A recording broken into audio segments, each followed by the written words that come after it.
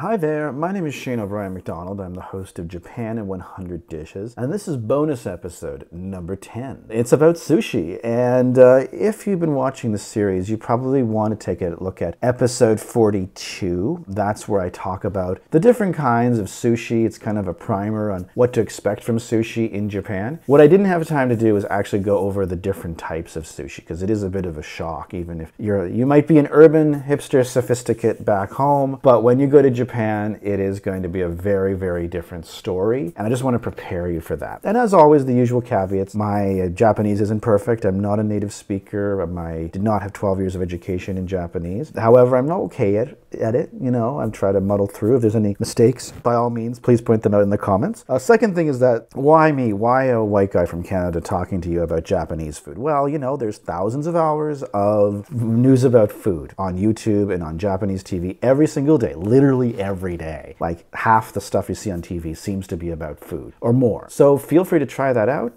Take a look at it. It can be difficult because most of it is in Japanese, and Japanese can be a difficult language even if you are Japanese. So I'm just doing this for people who may be a native English speaker and just want to have a little bit more knowledge about what's out there if they do make a trip to Japan, or maybe you're living in Japan right now and you're scared of what you're seeing in front of you at the sushi restaurant. Fear not, you don't have to just order salmon for the rest of your life. This is the menu for a sushi restaurant called Katsu Midori. It is a rotating sushi restaurant, meaning you are going to go in there and you can sit at a counter. You don't have to, there are booths, but you can sit at a counter and the sushi is going to go around in a circle on a conveyor belt. This is a chain in Japan, but for me, I lived in Tokyo. As you can see, this is a map of Japan, and I would always go to the one in Meguro Station. Meguro is a major stop on the Yamanote line. It's where the Namboku and the Mita subway lines connect with the Toyoko Meguro line, and as well, the Yamanote line also stops there. Most people will probably not go to Meguro if you're traveling as a tourist, because there's nothing really there to do, but it is important if you live in Tokyo, if it's a nice area to live. There's a couple museums around there. It's convenient. You can get pretty much anywhere you need to go very quickly. A lot of affluent places to live are around there. There's a Canadian school there, and it's not just a school staffed by Canadians. It's where the Canadian ambassador probably sends their children, It's like the American school, same idea. It's the same curriculum as you get in Canada. And it's just generally a fairly convenient, nice place to live. It's near the Meguro River. Nakameguro has some beautiful places. Not one of the standout spots in Tokyo, but it is one of the better places to live. As a place to live in the long term, if you had a pick a place to live for the rest of your life in Tokyo, it's hard to do a whole lot better. There are a couple places. They might want to live in Jiyogaoka, which is another famous place on the Toyoko line. Or the Ebis has a reputation that's pretty good. The Chuo line stations like Kokubunji, anything like Nagano, those places are usually considered very, very nice. But Meguro is convenient, so you don't have to worry about getting on a crammed train. You're already on the Yamanote line, and you've got a couple of different lines going into central Tokyo as well on the subway. Now Meguro Station actually consists of two parts. One part is the north side. That's where it's the JR station for the Yamanote line. The south station building, again, both of these have different things. They both have malls in them. Ature, it's called. It's the JR name for their chain of standard malls you'll find above a train station. The south building is where you're going to be looking. And this is the one where it connects to the Tokyo Meguro line and the Namboku and Mita subway lines on the first floor, and it's way at the back back here. It's not in a very convenient location at all. It's not in a flashy location, nor does it have to, because every time I went there on a weekend, there was a lineup, because it's cheap, it's good. This is not a place you're going to get the highest end fish, but as an introduction to all the crazy things you can get in a sushi restaurant, this has to be the best place because it's affordable and fresh. And if you order something you don't like it, you're not going to be wasting a whole lot of money. And as you can see on the webpage here, they have their menu. Everything comes in twos. So this is $1.10, that's $1.10, taxes included. That's what you get. So it's two pieces. There are exceptions. A particular piece of eel or shrimp here come with one. Do you have small sets of multiple pieces for just samplers, like of tuna or different kinds of battleship sushi or clams that you can try, and they also have larger sets. But generally speaking, when you go in there, you're going to order it or take it off the conveyor belt, and the plates will be different colors. So the $2 sushi will have one kind of plate. $2.60 will have another kind of plate. The really cheap, the stuff that's like $1 will have a different kind of plate. It's all basically stratified by plate. And then at the end, the woman will take a little scanner and she'll scan the pile of plates you stacked up to give you your bill. But it gives you a running total of how much you spent. Now, to be honest, I am a 6 foot tall, 180 pound guy. I go into this place, I spend anywhere from $12 to $13, $14. I'm going to be full. I'm going to be completely full. So use as your guide. I'm not a football player, but I'm basically slightly above average in height and weight. That's what it cost me. So you can take the whole family here and not have to worry about breaking your bank account. But let's look at what you actually get here. This is where it gets interesting. This is just basic tuna. This is what tuna looks like when it's not in a can. And actually, hot tip here, the canned tuna is actually mackerel. It's part of the mackerel family. This is a different kind of tuna. And the cheapest kind is the one that's really red because it has the least amount of fat. Also, they have shrimp. So you've got some raw shrimp. You've got some boiled shrimp. This is a kind of octopus. This is raw squid tentacles. This is boiled octopus tentacles. This is from the center. This is raw squid tentacles, boiled squid tentacles, octopus, iwashi. And I want to just be honest with you. I made a cheat sheet because even I can't remember every kind of fish. One thing you should notice when you go to these restaurants in Tokyo or anywhere in Japan, fish is different. If you're from New York and you're used to East Coast fish, or you're from England, wherever you may be, the fish is different in the Pacific. The salt content of the water of the Pacific Ocean is lower than that of the Atlantic, which means it's not going to be as fishy smelling. Other point to note, Japanese fishmongers typically are, according to rumors I've heard, much gentler with the fish than they are in cities like, say, Montreal or Paris or Baltimore. So they treat the fish better. Sushi you're getting here is going to be fresh. You can always tell if your sushi's fresh if it has a flavor. Here's the thing. You go to a grocery store, most of the time the fish has no flavor in Japan. You get that prepackaged sushi because you don't know how long it's been on the shelf. It goes from flavorful to no flavor after a few days to, ew, what am I eating? You know, if it's too long. This place is noted, it is popular because it is very fresh, the fish. It's not necessarily the perfect quality, but it is very fresh. Another thing, when you eat sushi, you will maybe dip the fish part, not the rice part. Do not dip rice into soy sauce because the rice will then collapse. It'll flake away when you have never put soy sauce on rice, at least in Japan. That's a Chinese thing or somewhere else maybe. But the part you dip in the soy sauce is the fish, the meat, quote unquote, part. Do not dip the rice in the soy sauce. Also, wasabi is not really necessary. Sometimes the places they'll add wasabi already to the fish. And the ginger, the pickled ginger, the slices of pickled ginger you get in a sushi restaurant is something that you're there to be a palate cleanser. All of these fish, all of these clams, all these things here, they all taste differently when you go to a sushi restaurant in Japan. One of the things I noticed before I moved to Japan was that sushi always tasted all the same. Why do I need a palate cleanser? It all tastes the same. Because it's not very fresh in a lot of places in North America. That's why the ginger is redundant. In Japan, you need the ginger because the tuna tastes different from the shrimp and everything else. So that's just something to keep in mind. And also, you get a free cup of green tea. Please don't burn your mouth because when they have a spout for hot water at each seat, it is very hot. But on with the main part of this little dissection here. Iwashi is sardines. Again, I had to look that up. Very common. This is iwashi with some, looks like some pickles on it. This is aji, which is mackerel, a horse mackerel. And there's some pickles, and I think that's some ginger paste on the top of it. It's very, very common. Kohada is what this is called. Kohada it's called gizzard shad. Gizzard shad, there's an American kind and there's a Japanese kind. It's basically a kind of sardine. That's all you got to know. This one, and this one, and this one, I don't have strong memories of. This, of course, these three here are going to be very, very tougher to eat. I don't usually eat squid or octopus at sushi restaurants unless it's very fresh, but it's worth trying once, but I feel it's a little bit chewier than I like. Toro's not so like this stuff. The cheaper it is, the less flavorful often.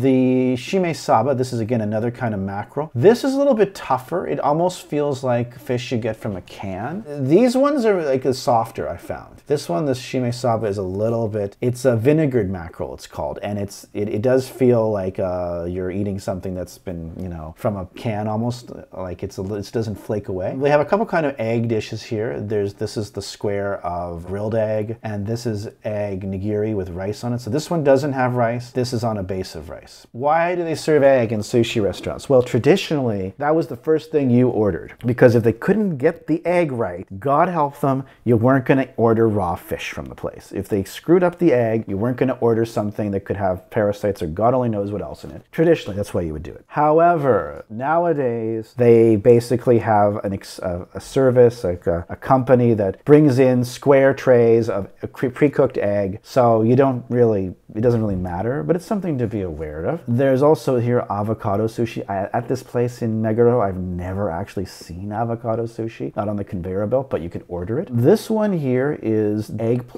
pickled eggplant, and it looks like it has some bonito flakes on it. This is, again, it's vegetarian. It is very common. Actually, I've seen it quite a few times in the conveyor belt. It's a nice alternative, you know, it's very differently tart in flavor. Here, the next one is the kanikama, which is pollock roe. This is the fake crab you're going to find at any grocery store. They're all like very common, like shrimp, cheap tuna, sardines, things like that, mackerel. This here it's basically rice. There's inside these, they're almost like jackets, like an enclosure of tofu that is, then they put rice inside. And it's a little bit bland, but some people like it. Hamachi. Hamachi is very, very common. It's quite nice. It's amberjack, but it's a very light fish. It's tasty. And you can tell the prices start to go up, right? Then you have salmon. Now this particular salmon has some onions and mayonnaise on it. It is delicious. This is a roast duck. Again, not fish, but something you might like to try. Unagi is eel. Again, it's cheap. It's sweet. It is delicious. This one is a zune maguro. So I think it's maguro with pickles on top of it. And this is bintoro, from the belly of the whitefish. So it's a bit more flavorful. So like it's a flounder or something like that. This is engawa. Again, another generic whitefish. I think it's from the fin, you know, closer to the surface. And this is tsuke salmon. I guess it's just another kind of salmon with different flavorings. Salmon is really pretty good. This is raw octopus. So I guess this is the more tender part of the octopus. This is frozen tsubugai. Tsubugai it's called a sea snail. Again, hardly the most, like, it doesn't sound good, sea snail, but it is quite tasty. It's a little bit chewy. This is a blood clam. Again, not something I've ordered a whole lot. Like, things are just an alternative to fish. They're worth trying it once or twice, you know? One of the problems with these kind of things is they tend to be kind of bland at the lower end places. They might be amazing, maybe when you get them really expensively. They also have a tempura shrimp sushi. Toro. Now, this is tuna belly. So again, look at the difference. This is the regular red tuna. This is the tuna belly. Look at the difference. And there's 3 grades of it. Toro, chu toro, which is middle grade, and o toro. And they all have different levels of fat. Tai here is sea bream, another fish that's very light. Kampachi. Kampachi is amberjack. So again, you can get easily confused between these two and the hamachi. They're all kind of in that sort of family of fish that are kind of light tasting, you know, like I don't have any memories of one being completely different at all, but in the comments, feel free to correct me, add your comments, your impressions of this kind of fish. This is the sweet crab, or sorry, raw sweet shrimp. This is the boiled version of the same thing, right? Here, blue squid. This one's a little bit lighter and less chewier than the other kind of squid. So you see up here, like this is going to be way chewier than this. They just have a very different texture. This again is saba, the mackerel. There's like 4 kinds of mackerel in Japanese fish, and this is one of them. It has a very, very distinct texture. And over here is shima aji. Now shima aji is again another kind of mackerel. Look at here, there's shima aji. They're all aji, saba. They're all kinds of mackerel. This is a herring roast, so it's very solid and it's dried. It's okay, it's not really my cup of tea, but this is fugu tempura. Fugu is the pufferfish fish that is technically poisonous, but this fugu has most likely been farm raised without the poison. It's a generic whitefish, it's okay. This is a higher quality eel, unagi, and these are also larger size shrimp. That's why they're $3 per plate. And this is the large size shrimp with some miso on it. $6.60 you get to the chuotoro. A lot of people, chuotoro is as fatty as they can eat it. It's very, very rich. This one here is the flounder, hirame, a whitefish, a flounder. Here we have a surf clam, hoki guy, and miru guy. It's another kind of obscure clam, best way I can put it. This is kombu, some sort of caviar kombu that's been deep fried. I've tried it and it's very crunchy. This is the fatty tuna. It's quite delicious, the highest level of fatty tuna. This particular place, I don't usually order that because it's just not what they specialize in. I go for the more lower end stuff, but this can be delicious. This is abalone. Abalone is very expensive, and this is raw blood clam, which is also extremely expensive. This is just some weird concoction of uni and otoro and different things, and I think it's just expensive fish. This fancy looking creature here is the Japanese tiger prawn. Then what happens after the tiger prawn? Look how we've gone. Look at the prices. They've gone all the way up to $5 for these delicacies here, which there's only 5 of them. Most people aren't ordering them. Back to $1.10 for ham, for some pork kalbi, which is basically flavored with the sauce. This one is a pork kalbi with something else in it. There's sorghum, so that's a wheat product. And then also we have another kind of relatively affordable squid, a sweet shrimp. We've got the cheap tuna, the red tuna with avocado. We've also got ishigaki clam. It's some sort of clam. Salmon, this is a broiled salmon where they've run a blowtorch over. It is delicious. It's like it's very tasty. This is the salmon with mayonnaise, not to be missed. It's got mayonnaise, it's salmon, raw salmon with mayonnaise and a little bit of green onion. It is delicious. This is the horse magro with a little bit of green onion. It is also really tasty. Here is the flounder with a little bit of lemon. It's good. This is the other flounder near not the center of it, but near the fin. This is some meat, a beef. This looks like it's a pork chop, a miniature pork chop, almost like a slice of ham. The difference seems to be, they're both really big. They just have different flavorings. One is salt and one is more tare, it's more soy sauce. And then they've got a lamb, I think, and roast beef. It's like a squid, the whole thing. They're miniature squids. These are ones that have been pickled here. This is scallop, so frozen scallops. This here is like a whitefish tempura, so whatever they had in the kitchen that day, basically. This is a whitefish with ponzu sauce. Ponzu sauce is like a mixture of soy and citrus. And then you've got whitefish with avocado. Again, I wish I could be more specific about what exactly this is, but they don't tell you. It's going to be on a plate on a conveyor belt. You'll figure it out. And then there's anago, half of an anago. That's the conger eel. It's quite tasty. This is shako, which is a kind of like a mantis shrimp. It's called. It looks scary. I'm a little bit scared to eat it. Maybe you'll be braver than me. This is the zuaigan. This is snow crab. It is delicious. It's also a little bit more expensive at $3.10. This is toro salmon, so it's like big, long piece of salmon on a little bit of rice, and it's delicious. It's from the belly of the salmon. And then there's tsubukai, which is the sea snail. There's raw scallops, and there's even more expensive snow crab. And then this one is like these two, but on the same plate, so you can compare them. And this is like, that was the half conger eel. This is the full thing. It's big.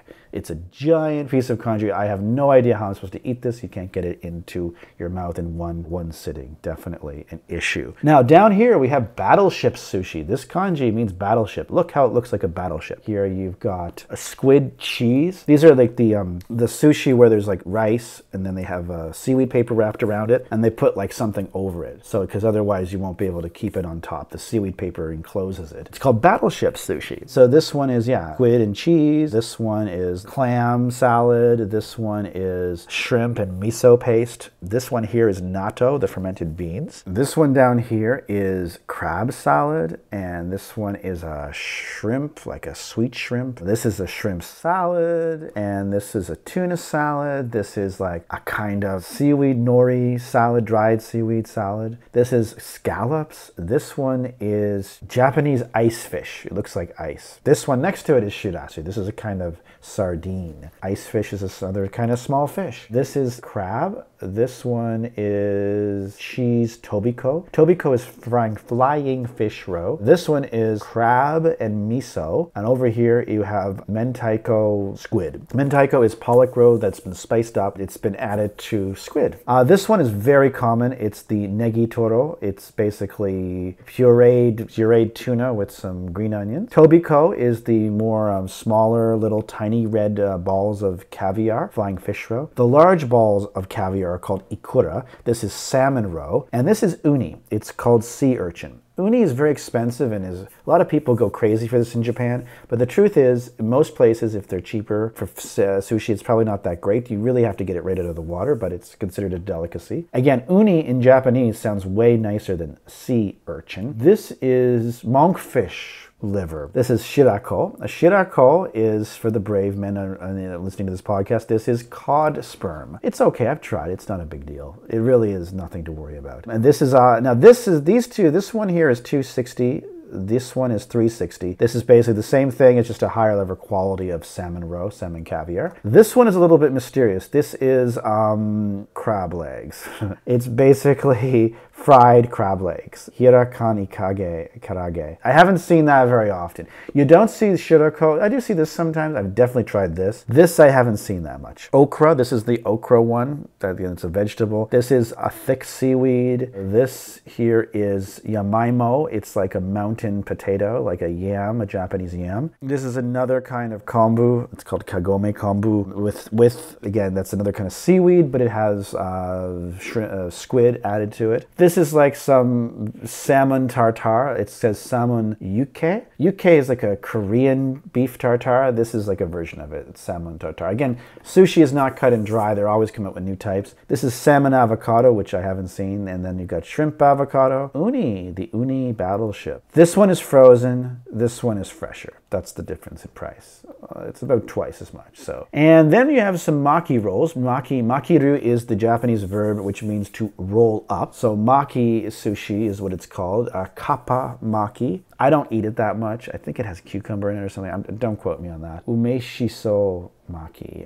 That's like some sort of perch fish. Takuan is like a yellow pickle, a turnip, vegetarian. This one here is natto maki, so it's fermented bean curd. Not bean curd, but fermented beans. This one is kambyo maki. Kambyo this is the pumpkin. I always get these two confused. And this is like a fried shrimp or a deep fried shrimp, like a breaded deep fried shrimp. This is a teriyaki chicken roll, and I think it has some cucumber in it. This is a very popular one. It's tekamaki. It's tuna. It's very common. You'll see, you've had it a million times yourself, probably. These three are just hand rolls. This one has some shrimp in it. This one has tuna, and this one has unagi, or conger eel, basically. This is a mixture of salmon and pickles. And then there's another one with just tuna, one with just pickles, one with just cucumber, and a sea salad. I don't know what's in it. When you get down to this point, this is just like whatever they figured out to mix together. This is the kind of stuff you're going to see if you're in New York or LA or Toronto or London. It is the basis for all the stuff you see, and I honestly never order it. Oh, and there's aburi sushi, iwashi, which is pilchard. Again, there's 3 different kinds. It's just an affordable fish. Dokuro, this is like a perch. Ooh, this stuff is amazing though. The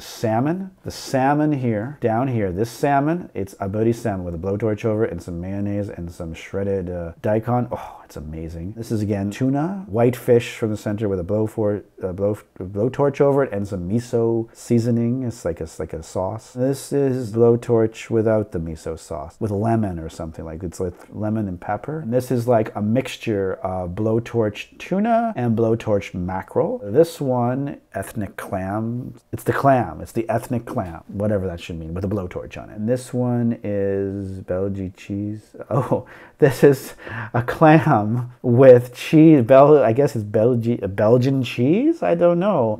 Blowtorched over it. And this one is with blowtorch escargot. And finally, at the end here, we have some blowtorch scallops, which are delicious. And of course, there are sets of different kinds, but these are just mixtures of what has already been, you can buy a la carte. This place definitely is a la carte though. So hopefully this gives you an idea. You can use this video as a reference.